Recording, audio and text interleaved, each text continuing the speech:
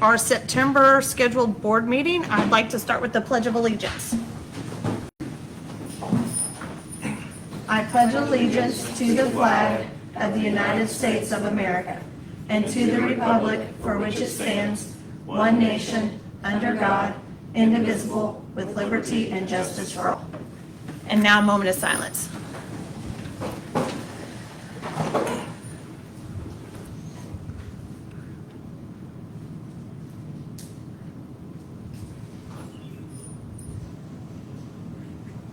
Amen. All right, Mr. Martin, I'll turn it over to you, sir. All right, welcome to our September meeting. First on the agenda is our consent agenda, financial report, and board minutes. Are there any questions on that consent agenda? I have none. Okay. With that, I'd like to make the recommendation that the consent agenda, financial report, board minutes of the regular board meeting held on August 14th, 2023 be approved as submitted. All right, so we have a recommendation. Do we have a motion? Motion. Nope, you can motion. Sorry. Motion by Sarah. I got a second. All right, second by John. Any further discussion? All in favor? Any opposed? Okay. All right. With our new legislative acts, we are required to report on student achievement, so we thought we would take this part of, oh my goodness, I'm tongue-tied today, this part of the meeting and talk about the great work that our teachers and buildings are doing in PLCs. Current learning community, so I'll turn that over to Ms. Tabor. Sure. We put into your packets, it's really a flow chart of the way our teams work. It's called the P-Ridge PLC. And we thought we would start there to let you all know how our teams monitor student learning and how they respond when students aren't quite there yet or when our students are ready for the next thing. And so our teams meet once a week. They come together and they determine what we call essential standards. What do they want all students to learn and be able to do? And they use formative assessments to determine what that looks like. And so this process that you have on the paper is where we generate or how we generate student data to determine our next steps for instruction and intervention. And they meet once a week. All of our teams in kindergarten through 12th grade go through this process.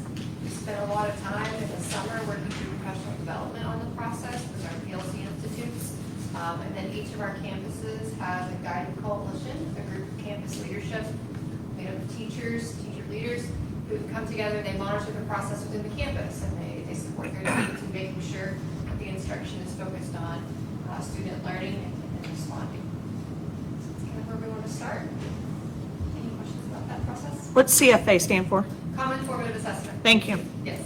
So every student who's taking third grade literacy will take the same assessment no matter who their teacher is. And then that team will come back together and look at how students did and decide what they need to do to go back and provide some additional instruction if necessary. So then, if we have a group of ones who are exceeding expectations, do we continue to move forward if they're ahead, if we have some that are trailing? Yeah, so for our students, this group of students who have shown that they do know it, that they've learned it, then we have enrichment activities where they may go deeper into the learning. They may go into some student choice projects to expand their understanding of that content. But they continue learning and we provide their mediation on the students who aren't quite there yet. But it's not the whole class has to go through the same thing again? No, every Okay. building has a period of their day for intervention or whatever student needs. At our elementary, it's called win time or what I need time. At our junior high and high school, it's Encore, Black Hawk, Family Group. But those times are dedicated to whatever each student needs. Okay. Oh, Ms. Tabor just said what I was going to say. Okay. Anything else? You know, I'm so proud of the work that our teachers and our administrators are doing with the PLC. It's been a journey for us, but what we're doing is implementing a guaranteed and viable curriculum with high-quality instructional materials, and it's paying off for our students. And our teachers are doing an outstanding job of implementing that. Absolutely. It's been fun to watch the last several years. All right, up next are our action items. We have an MOU with NWA Bilingual Solutions, and what that is for us, it's a memorandum of understanding for us to purchase interpretation and translation services for our students and for our families who are non-English speaking. Are there any questions? And this covers, this MOU covers any, from Spanish to any other type of bilingual that we will need. Yes, ma'am. Okay, This company is the Spanish speaking. Oh, sorry, I misspoke. This one is a Spanish-speaking company. okay, They are local, which was nice for us. And we're working on another option to expand different languages. Okay. But right now, our primary need is the Spanish speaking. okay. Okay, Any questions? Okay, with that, I'd like to make a recommendation that we approve the MOU with NWA Bilingual Solutions. so we have a recommendation. Do we have a motion? I'll motion. Motion by Sarah. Do we have a second? I'll second. Second by Ryan. Any further discussion? All in favor? Any opposed? Okay, Okay. Next, we have a tuition agreement with Ozark Guidance. We've used them in the past for multiple years. What this is a tuition agreement that if we have a student go to therapeutic day services or TDT, therapeutic day treatment, that we are charged $45 a day for each student, which has been a price for several years. So are there any questions? okay, so you answered my question. There was no increase in the tuition No, fees? ma'am. Okay.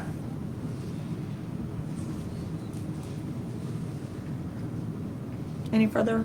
I don't think so. Just for clarification, it's just the cost share that's not covered by Medicaid that we're paying, or what is the $45 for? I'm just curious. So these students, while are still members of our school district, we bus them to another location further.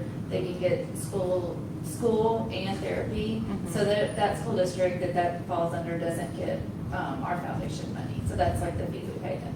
They bill for the therapeutic services through, if they qualify, but some of them have insurance. Gotcha. It's not just for Medicaid. Right. The $45 isn't like the non-billable or non. Okay. It's just a fee, lunch, and, those kinds of things. Yeah. It's the tuition. Right, It's it's the the tuition. educational piece The of it. It's education. not the mental health. Okay, gotcha. I just Okay. wasn't sure what Right, tuition. materials, things like that, Okay, Okay, because they don't get the per pupil allocation for those students. okay, that makes sense. Okay, with that, I'd like to make the recommendation that we approve the tuition agreement with Ozark Guidance Center. all right, so we have a recommendation. Do we have a motion? I'll motion. Motion by Jessica. Do we have a second? I'll second. Second by Mindy. Any further discussion? All in favor? Any opposed? Okay, All right, next, we have our MOU with Open Avenues. Again, this is a MOU that we've had for several years. This is to help our students from 504 plans or IEPs be able to transition into the workplace. So it's pre-employment transition services. It's a wonderful program to help get them going. And are there any questions?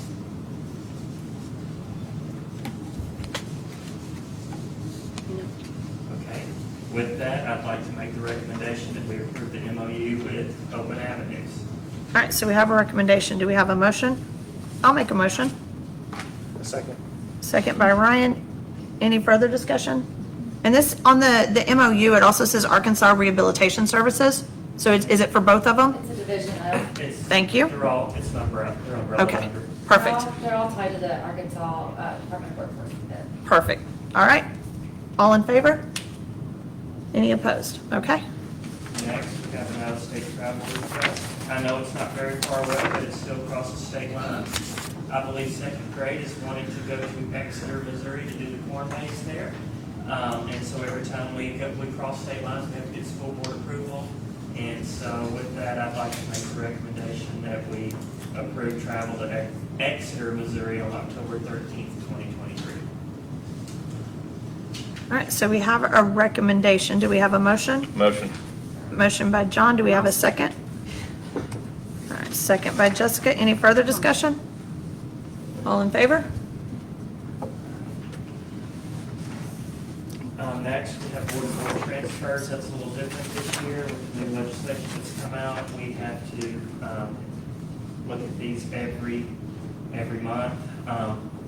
I expect this to really, last month we had, I think, 8 or 9 on the list.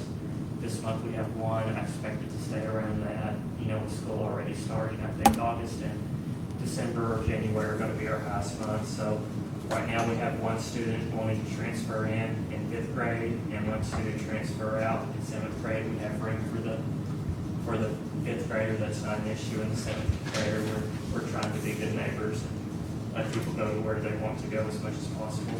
So with that, I'd like to make the recommendation that we approve the transfer in and transfer out as presented. All right, so we have a recommendation. Do we have a motion? All motion. Motion by Sarah. Do we have a second? I'll second. Any further discussion? All in favor? Any opposed? Okay. Up next, we have technology purchases. And we have three of them, so I thought I'd turn it over to Mr. Hand. So we have 3 technology purchases. One of them is Go Guardian, which is a yearly renewal. It's a classroom management / content filter we use in the district.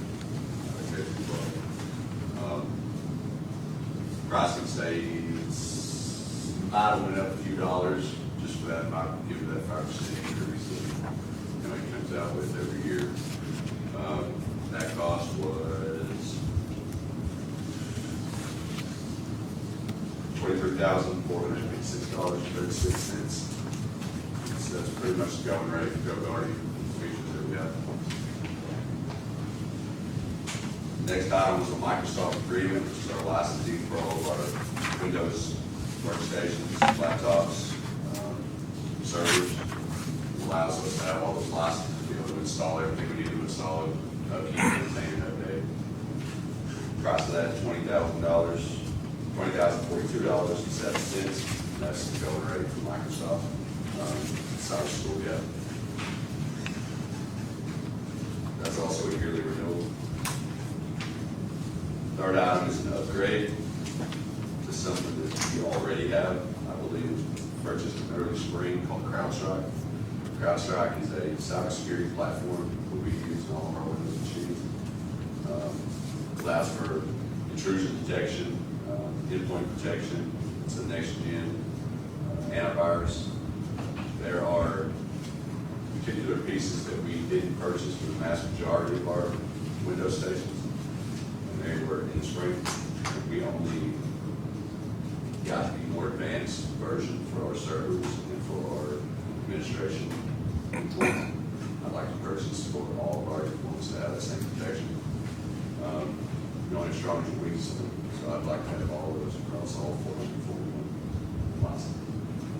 The cost of that is $19,925.10. And the one that's $19,925, the CrowdStrike, it itself did not go over the $20,000 threshold, but when we combine it from the previous purchase, it did.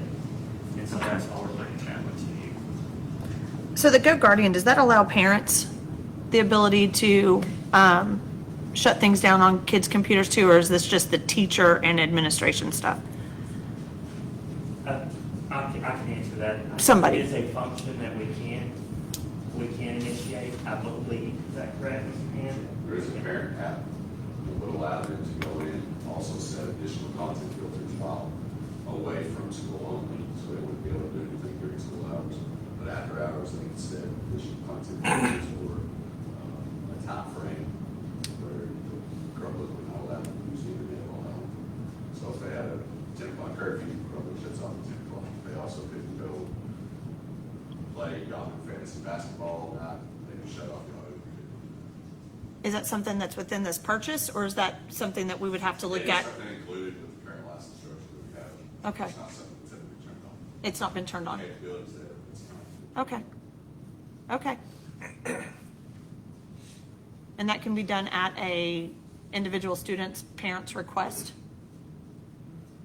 So like, I've got a kid in the system, if I decided I wanted her curfew to be 9 o'clock, I could work with you and get it to where at 9 o'clock it would shut off. My poor kid gets used as an example, I'm so sorry.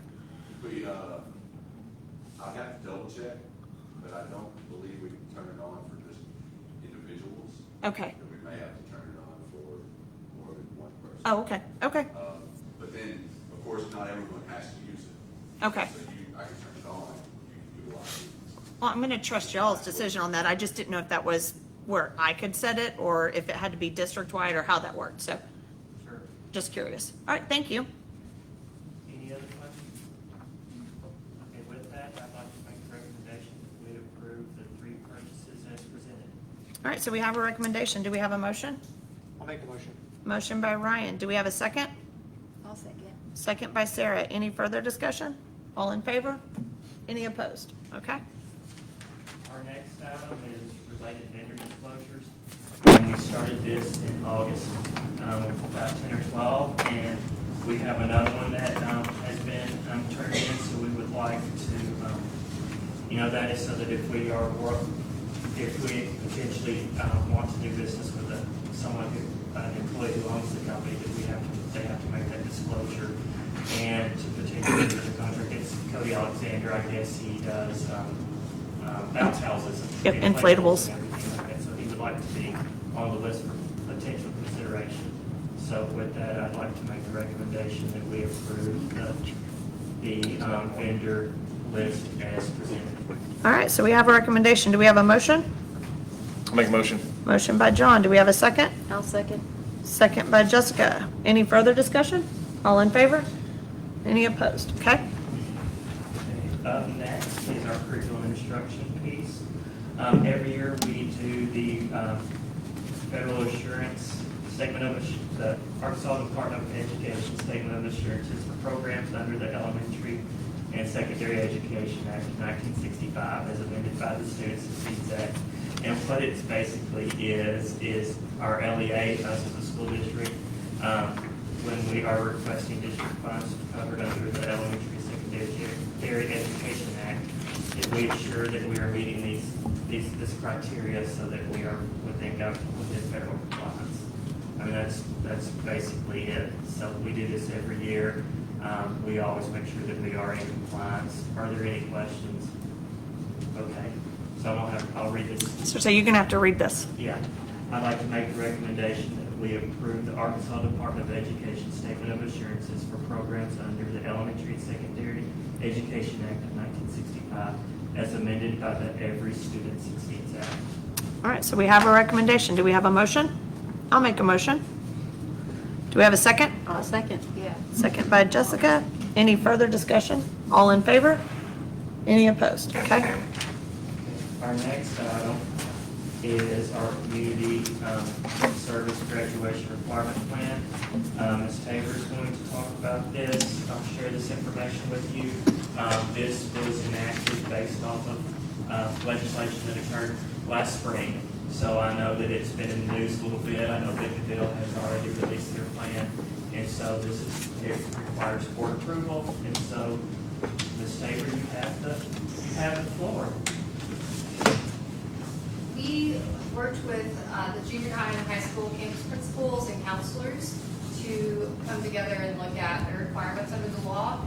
And it was approved as district policy also this summer. So we compared the law with the policy and making sure we had everything covered in our plan. You have the one pager in your packet.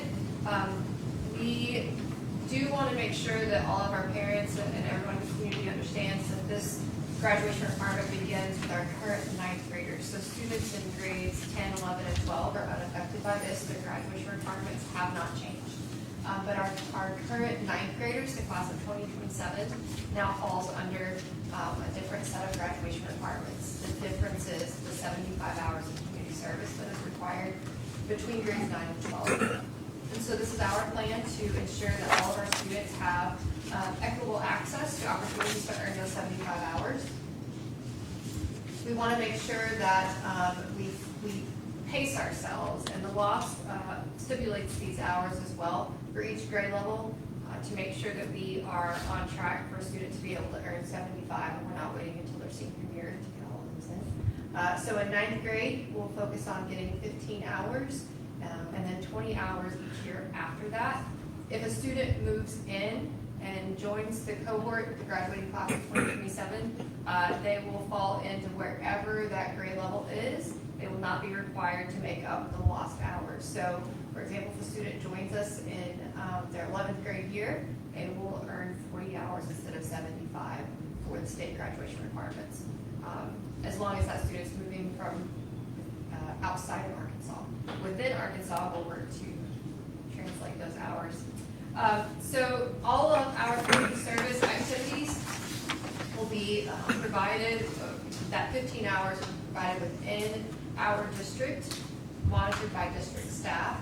We're going to make sure that we meet the requirements under the law and that our community service activities are aligned with the Arkansas Department of Elementary and Secondary guidelines for service learning. And that means they must include components of preparation, action, and reflection. That will be done in our classrooms. They'll be planned and facilitated by our campuses, supervised by our peerage staff. We're going to make sure that, and the law stipulates that this must be service provided to tax-exempt organizations and programs. It'll be vetted by parents through a parent permission form. We'll make sure that our transfer students, we're monitoring their hours as they enter our cohort. And then we're working on a method for communicating their progress to students and parents through home access centers, so that a student and a parent will be able to look to see that they're on track for their 15 hours this school year, and then in previous school years that they're still on track. So we have started working with our campuses to get these activities. For 9th grade, we're working to get 15 hours. We have until the end of the school year to do that. But once they have a set of activities planned, they'll communicate that to the parents, receive permission from parents, and then work on the student communication. So this is our overall plan to make sure that we're able to provide an opportunity for students to complete this graduation requirement, and that it's not on them to find that time on their own. You can go ahead. You're right, Ms. Fletcher. So, my question is, so maybe we have some that, so we're gonna provide opportunities. What if there are some that, hey, I'm gonna go work at a food bank or Samaritan Center, I wanna do this on my own. Does that self-starter, does that count?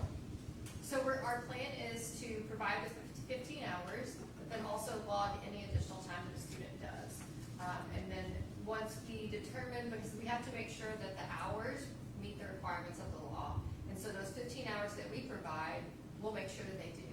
Additional hours on top of that, we'll have to have a process for the campus principal to make sure that they are with a nonprofit organization and meet those stipulations of the law. So, yes and or no? We will count them. We want our student service logs to reflect the actual time they spent volunteering. Sure. The 15 hours will be within the school day, connected to coursework, connected to what students are learning, and so that will be with their peers. So we're gonna give them the opportunity to meet the requirement, and Yes. that will fulfill their requirement to graduate. Whatever else they wanna do on their own, great, that just won't necessarily go to meet the requirement. Yes, That's how I. and we're working to, our current 9th grade class, we know they aren't student drivers. We know they don't have access to a lot of after-school opportunities outside of Peerage. And so once we roll into the 10th grade year, we're hoping to also have more guidance from the state to determine how those outside opportunities work. We don't have our rules and regulations on this law yet. But we need to get started. Yes. Sarah, did you have a question? Yeah, I did. I just don't. Are you? I'm good. Oh, okay. Vetted by parents. What does that mean? What if a parent says, I'm their parent, I want to opt out of this because this isn't part of the active curriculum that prepares them for college? I wasn't sure what vetted by parents, what that meant. Our parents will have the opportunity to review our opportunities, just like they do all of our instructional materials. Okay. And then connect it back to, this is a graduation requirement. So we want to make sure they understand how we're helping students meet that graduation requirement, which then does become part of our curriculum in a sense. But yes, we want to absolutely have their input and work with students and parents who want to look at other options or they don't agree with an option. But for 9th grade, our goal is to really bring a lot of things in-house so that they learn about service and they learn about the options so that then they can start going out in the high school years. Okay. How will you contact the parents? Will it be like an email or is it like a certain group? Our or- goal is to do an overall permission form for once we have a set of activities planned. We don't want to do hour for hour. We want to say, here's our overall plan. So they'll get that in writing, permission slip sent home, communicate through school status and through our new website as well. And then that gives them the chance to learn more about it. We'll have some information sessions and parent-teacher conferences as well, so the parents know a little bit more about the program and some of the opportunities that are coming. Okay. And then are we going to work around schedules? Because we have a lot of student athletes, just to make sure they have the ability to participate as well. Yes, and that's another benefit of working it within the district, is we're able to provide some of that during class, since a field trip, really. And so that allows us to work around their schedules. Okay. Absolutely. Are the things that we're looking at, do we have any idea of, is it gonna be career focused? Like, we're gonna do these things to help them. Yes, it's community service, but it's not just, do we even have any idea of what we're looking at them We're doing? exploring, we have 3 different categories of service that we're looking at. Advocacy, so they're understanding different causes and trying to advocate for those causes. We're looking at indirect service, so something they can do from the classroom. And then direct service, the opportunities to go out in the field. And so we're trying to make sure that we can offer all 3 levels. And so the students know before they go out what kinds of, the importance and the value behind that. Giving some time to research these different groups. Right now we're looking at some options of, you can write letters to different groups, letters of appreciation, different kinds of advocacy campaigns that you can do, making posters, build awareness of things. So we're looking at that, much like Red Ribbon Week, those kinds of activities, those programs that are already within our schools, and connecting our students there. And then, right now our students are in college and career coursework each school year, connecting that to careers and how the different interests they can connect through their service. Okay, and then the student and the parent gets to decide which route they take, or do they get to do a little bit of all the different We're types? going to do a lot of exploring in 9th grade. Okay. And then our goal is for us to be more targeted in 10 through 12 when they've done some exploration. Okay, I just think it's new to everyone. I mean, I don't even know if any other state is even doing this, so it's kind of, The biggest challenge that we're facing too is that caveat with the nonprofit, there's not a lot of options for us, P Ridge, and then we're also competing against all the other 9th graders in the Right. region. So we're having to look, close to home, so that might look a little different for us versus a larger school district. So we're trying to really give an equitable opportunity for our students, and we'll have that communication with the parents, and they'll be included in the permission slip, those different options that they'll be doing. are we gonna, I know I'm asking a lot of questions, but I just think as a parent, I'm curious, so I know there's other parents that probably don't even know this is coming because it's so new. So are we as a district, are we able to create programs if we have a small community of 6,000 people, if there isn't local nonprofits available for us to provide this? Is that something? That's why we're that looking this- to time all back into the school district Okay. today, like the letter writing or the other opportunities. We can, beautify our campus. We can do a lot of variety of things. Then, we have our own food pantry. We have our own Bright Futures program. So we have a lot of community service learning happening in our district. It's just going to get the students engaged at a different level that they haven't had the opportunity to do before. Okay. Do we have a target? So I know before we'd have groups of kids go out to the military park and things like that. So do we have a target on the amount of opportunity? So if it's 15 or 20 hour week, are we targeting to have 150 hours of opportunity for sicknesses and athletic? Do we have a target for how much margin we're going to allow for them to have to get their requirement done? My point, I guess what I'm saying is, if we build in 30 hours and they just coincidentally have a problem, or are we building in 10 opportunities and so they've got more than enough time to pick path? And that's, I guess, my question. What We'll are we definitely have to targeting? be flexible to ensure that a student is able to earn that 15 over the school year. And so some of that may be an opportunity that a student is able to access at any time of day, much like the letter writing or the advocacy building, those kinds of things, definitely. And this year, we're focusing on 9th grade. In 3 years from now, 9 through 12 will be doing this. Our district will be responsible for organizing over 8,000 hours of community service. It's a massive undertaking each year as we get deeper into it. And I know you said the schools are going to be tracking. Who specifically is going to be tracking, not trafficking. Take that off. We're not trafficking anything. Tracking the students' achievements. Sorry, it's a Monday. Because our students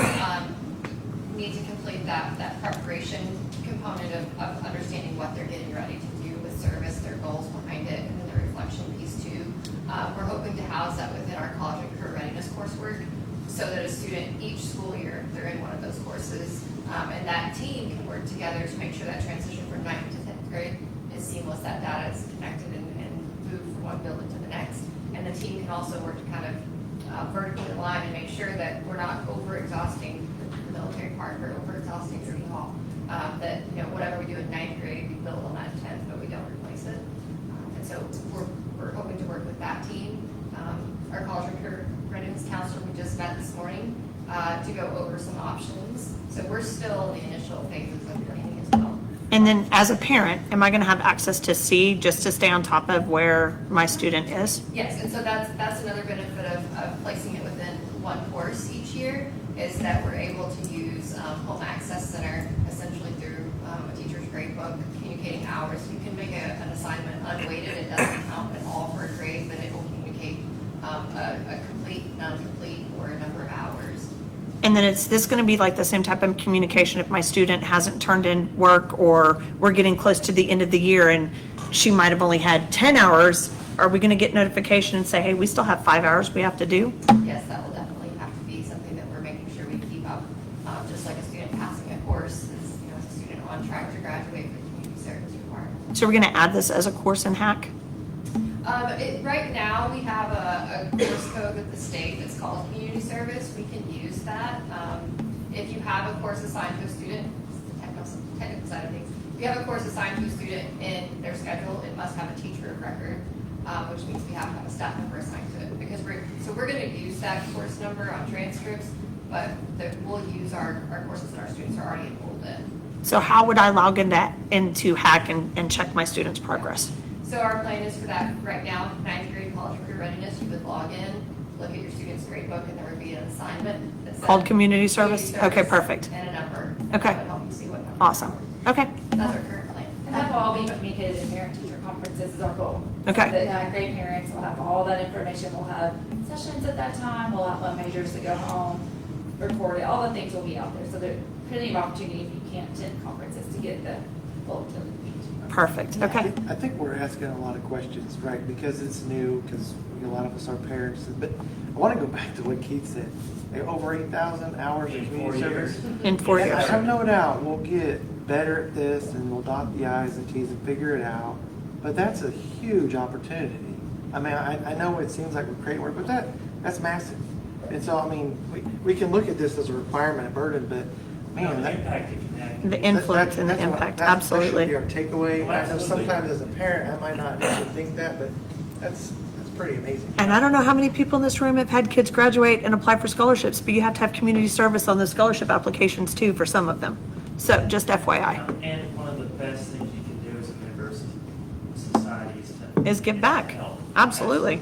So it's a wonderful opportunity. It's just going to require a lot Well, of groundwork and doing. this is a plus because seriously, when my older kids graduated and were applying for scholarships, you had to have community service. We had to go outside of school and find that ourselves and document and everything. So this is huge. So, I guess my question will be though, if every kid in the state is required to be doing community service, will it have the same impact as a service? Future tense. Anyway, but I guess my last question was, with it only being 15 hours for the whole year, it's not like it can only be a class, like it wouldn't really be a class. Will it just be specific times where they're pulled from other classes to go do that?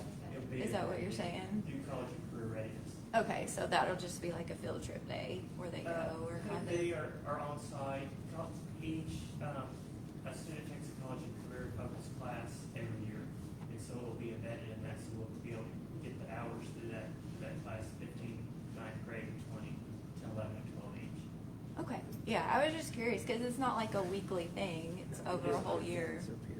Yeah, so it's not that much. Okay. Any other questions? thank you guys for Yeah, answering thank all of our you. questions. Okay, with that, I'd like to make a recommendation that we approve the community service and graduation requirement plan as presented. All right, so we have a recommendation. Do we have a motion? Motion. Motion by John. Do we have a second? Second. Second by Ryan. Any further discussion? All in favor? Any opposed? Okay. Okay, next is in September, we're required to approve our budget for the current school year. So this year's for the 23-24 school year. And Ms. Brunel, I know we did a study session on it, but Ms. Brunel will talk about it a little bit, answer any questions. There we go, sorry. Give me a second. When working on the budget for the 23-24 school year, I look at our goals as a district that we have, and our two primary goals are to always strengthen our effective programs and to retain and hire our best personnel that we have. When I'm working on the budget, I have some principles that I personally look at, and one is we always want to spend less than we receive. So when I budget revenue low, expenses high, and come out to a balanced budget. I always focus on improving our teaching and learning, and we distinguish between what our needs are as a district versus what some wants are as a district. Our key budget components that we have regarding our funding is our local property tax assessments, our state foundation funding, what our student membership number is, and this year it was added where we had the LEARNS Act 237 of 2023, where that really impacts our budget this year. As you'll see in the later slide, our budget is primarily made of salaries and benefits. Well, with the LEARNS Act, we were required to bring everybody, a certified teacher, everybody up to a $50,000 minimum. So that included some raises for those teachers, and then anybody that was over the $50,000, we had to give them at least $2,000. So we did that as a minimum, and on top of that, we created our steps that you guys approved during our salary schedule discussions earlier in the year. On the PowerPoint, you can see how our property tax assessments have increased over the past. It's probably been the past 10 years. I'm reflecting 6. As you can see, we had a huge jump from 23 to 24 due to the reassessment. This is our average daily membership. This is the number of students that were funded on from the state. And so, as you can see, this year we're funded on 2,441. And that's the ending number from last year? That is the first 3 quarters of last year average. Okay. And so when I budget based on this number. We're guaranteed that number. We are already at. We're hanging out around the 25-40, 25-45 mark right now. I do anticipate us continuing to grow. Ms. Button sent over their spreadsheet for certificate of occupancies. This month was the highest month they've ever had on record. I think it was over 70 certificate of occupancies. So this year will be our largest year of CLOs issued. So I do anticipate us to continue to grow as the school year continues. Okay. So our budget is based on the 2,441. In December, the state will true up to where we are on student membership. So they'll look at what our average is at that time, and we'll get a portion of it in December or January, and that's student growth money. And then we'll get back the rest of it in May and June when they see what our numbers are for the first 3 quarters. Our state foundation funding this year, we received $7,618 per student, which is a little over $200 increase from the prior year. That number is funded to us, a portion of it is funded from our property taxes and a portion of it is funded from the state. Our local revenue per student, we are guaranteed 98% of our assessment on the first 25 mills that we have, and we're currently at 47.2 mills. So as you can see, this year, our funding per student is guaranteed at $7,618. 25% of that is coming from our property tax assessment. The other 75% is from the state.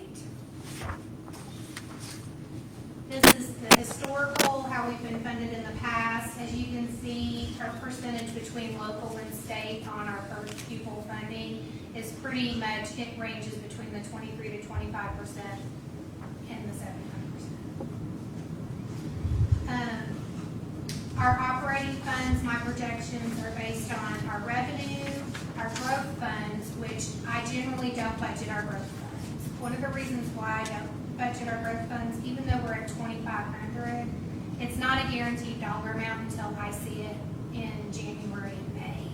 And we use it for reserves for big projects that we may have coming or emergencies that we may need to deal with in the future. Our operating revenue, as you can see, it's primarily made up of our state foundation funding is 55%, and our property taxes are 33%, and then our state revenue sources, which is about 10%, which is our categorical funding, which is our PD, our alternative learning, our English language, and our enhanced student achievement funding. And then we receive some other state funding sources as well. But those are our primary categories under state revenue. Our operating expenses, it is primarily, as you can see, 76% of our budget is salaries and benefits, utilities is 4%, our debt payments is 8%.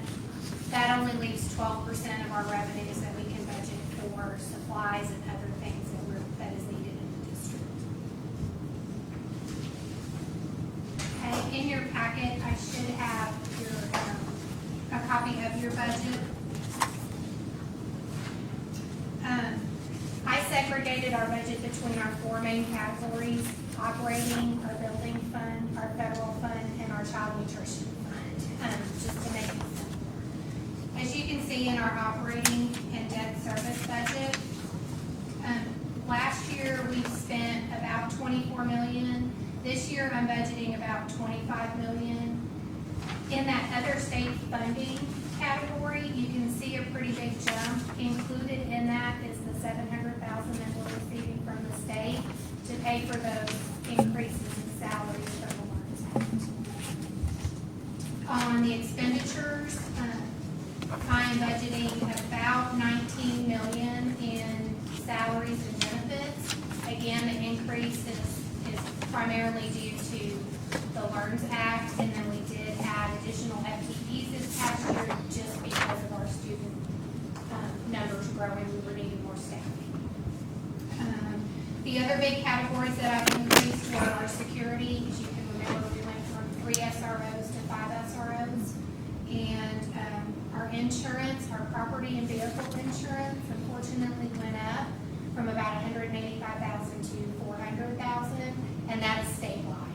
Anybody that is on the state insurance had the same level of increase that we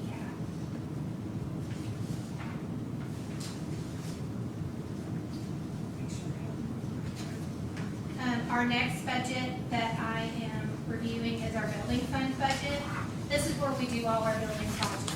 In the prior years, we still had partnership funding that we had to finish the high school and to do and some bond money that we used to do the HVAC and heating system. Those projects are complete. So the money that we have coming in the building fund is some funding that we get for our QSAP debt payments. We get a little bit there. And then this year, from a prior meeting, we approved the land purchase for about $460,000. So we will be using the reserves in the building fund to do that, but that's what the reserves are used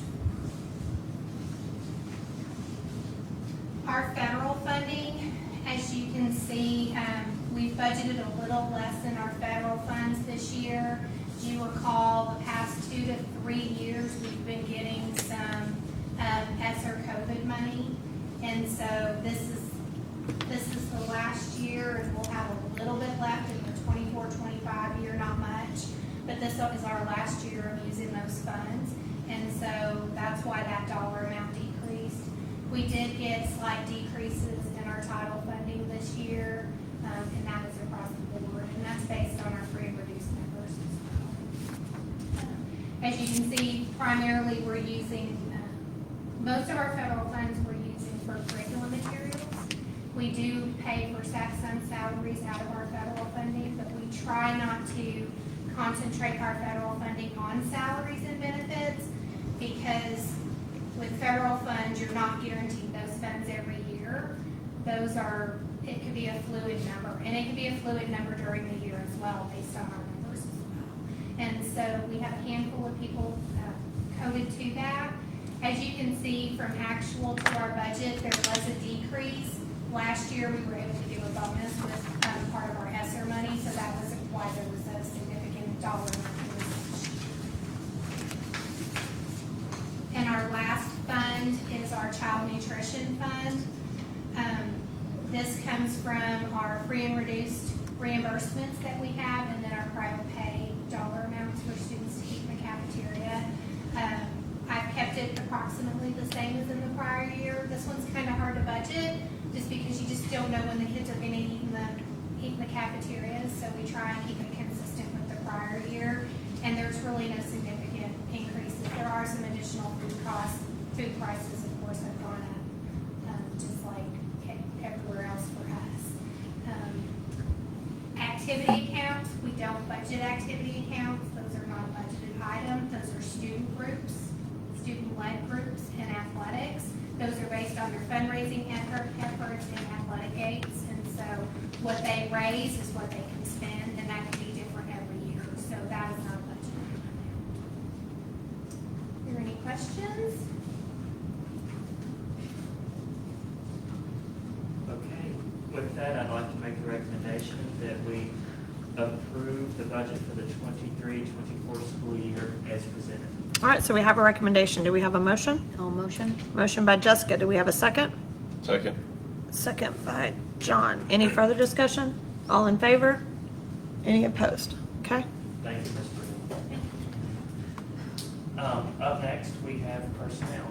I don't think we need executive session. Yes, yes, ma'am. Okay, with that, I would like to make a recommendation that we accept the resignations of Lukey Harper, Brian Krieger, Melinda Lewis, and Linda Nelson. All right, so we have a recommendation. Do we have a motion? All motion? Motion by Jessica. Do we have a second? A second? Second by Ryan. Miss Linda's going to be a hard one to replace at the primary. Yes, ma'am, but Man, she's moving quite a ways off. I know she is, but she's going to be missed. Those littles love her so much, and she is so fantastic with them. So I hope you guys found somebody really good to replace her. All right, any further discussion? All in favor? Any opposed? Up next for hiring, I would like to make a recommendation that we hire Kim Isaiah and Janelle Zeke. All right, so we have the recommendation. Do we have a motion? I'll make a motion. Do we have a second? I'll second. Any further discussion? All in favor? Any opposed? Okay. And last, we have on personnel transfers. I'd like to make the recommendation that we transfer Miss Ricky Sparks to cafeteria manager at the primary school. All right, there we have it. All right, Miss Ricky. All right, we have a recommendation. Do we have a motion? Make a motion. All right, motion by Ryan, I'll second it. Any further discussion? All in favor? Any opposed? Okay. Our last item on the agenda is for the 2 additional positions. Our first one is for a bilingual instructional aide. We are seeing an increase in our ESOL students, and we're needing the support to help those kids help the kids to have what they need to help our teachers as well. And the second position is an instructional aide for special education. As our populations continue to increase, we have to increase staffing, and same thing to provide services to students. Any questions on those 2 positions? Okay. With that, I'd like to make a recommendation that we approve a bilingual instructional aide and an instructional aide for special education. All right, we have a recommendation. Do we have a motion? All motion? All right, so we're going to put Sarah down as motion. Second? I'll second. Second by Jessica. Any further discussion? All in favor? Any opposed? All right, anything further? No, ma'am. So I would like, anybody want to do a motion to Motion to adjourn? adjourn. All right, good job, John. I'll second it. All in favor? Thanks, guys.